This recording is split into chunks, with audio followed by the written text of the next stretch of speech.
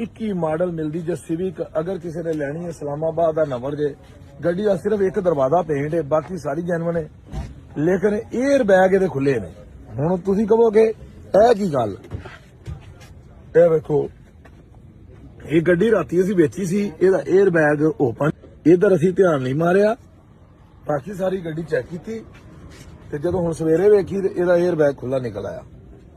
ਔਰ ਹੁਣ ਬੋਨਟ ਵੀ ਜੈਨੂਇਨ ਹੈ, ਫੈਂਡਰ ਵੀ ਜੈਨੂਇਨ ਹੈ, ਫਰੰਟ ਪੱਟੀ ਵੀ ਜੈਨੂਇਨ। ਖੋਲਿਆ ਜਰਾ ਦੇਖੋ ਕੈਸੇ ਕੈਸੇ ਕੰਮ ਹੁੰਦੇ ਨੇ।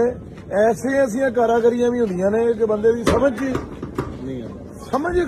ਸੋਚ ਮੁੱਕ ਜਾਂਦੀ ਹੈ। ਵੇਖੋ ਨਟ ਜਿਹੜੇ ਨੇ ਅਜੇ ਤੱਕ ਨਹੀਂ ਖੁੱਲੇ ਗੱਡੀ ਦੇ। ਇਹ ਵੇਖੋ ਪੱਟੀ ਵੇਖੋ, ਠੀਕ ਹੈ, ਇਹ ਵੇਖੋ ਰੇਡੀਏਟਰ ਹਰ ਚੀਜ਼ ਵੇਖੋ।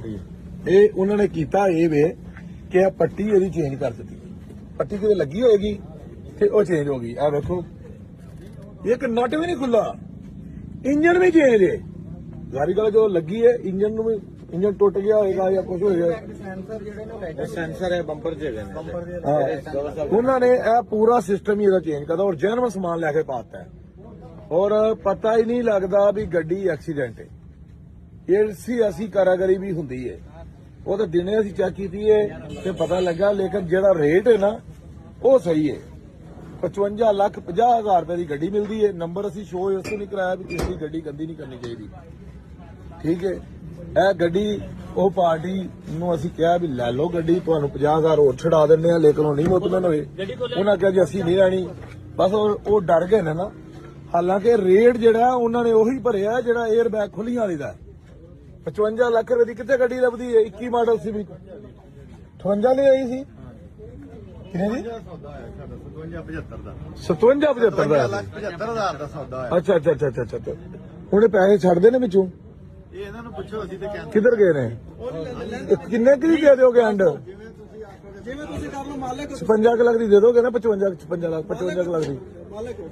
ਲੱਖ। ਤੁਸੀਂ ਆਮ ਮਾਲਕ ਹੈ। ਲੋ ਜੀ 55 ਲੱਖ ਰੁਪਏ ਦੀ ਗੱਡੀ ਦੇ ਦੇਣਗੇ ਅਗਰ ਜਿਹਨੇ ਲੈਣੀ ਹੋਵੇ ਆ ਜਾਓ।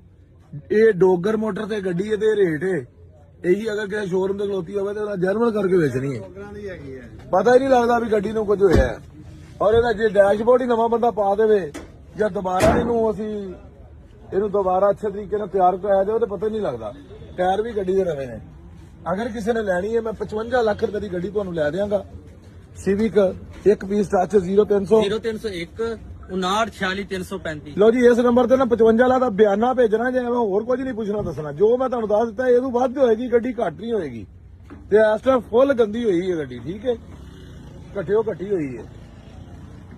ਔਰ ਇਹ ਗੱਡੀ ਇੰਨੇ ਦੀ ਬਿਹਤਰੀਨ ਹੈ, ਬਿਹਤਰੀਨ।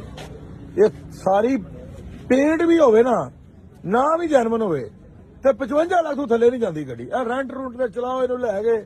ਇਹ ਰੋਜ਼ ਕਰਮ ਵਾਲੀ ਨੇ 10 ਆਦੀ ਦਿਹਾੜੀ ਲੈਣੀ ਹੈ। ਕਿਸੇ ਭਾਈ ਨੂੰ ਗੱਡੀ ਚਾਹੀਦੀ ਹੈ ਤੇ ਆਓ ਸਾਡੇ ਕੋਲ ਡੋਗਰ ਮੋਟਰ ਤੇ, ਇਹ ਗੱਡੀ ਤੁਹਾਨੂੰ ਲੈ ਕੇ ਦਈਏ। ਨੰਬਰ ਤੁਹਾਨੂੰ ਦੇਤਾ 0343 00974। ਜਿਹੜਾ ਬੰਦਾ ਫੋਨ ਚੁੱਕ ਲਵੇ ਇਸ ਬੰਦੇ ਨੂੰ ਬਿਆਨਾ ਭੇਜ ਦਿਓ, ਮਿਹਰਬਾਨੀ। ਅੱਜ ਮਾਸ਼ਾਅੱਲਾ ਹਫਤੇ ਦਾ ਦਿਨ ਹੈ ਤੇ ਕੱਲ ਇਤਵਾਰ ਹੈ, ਕੱਲ ਸਾਡਾ ਬਾਜ਼ਾਰ ਹੈ। ਮੈਂ ਮੁਲਤਾਨ ਆ, ਜਿਹਨੇ ਵੀ ਗੱਡੀ ਲੈਣੀ ਹੈ ਜਾਂ ਦੇਣੀ ਹੈ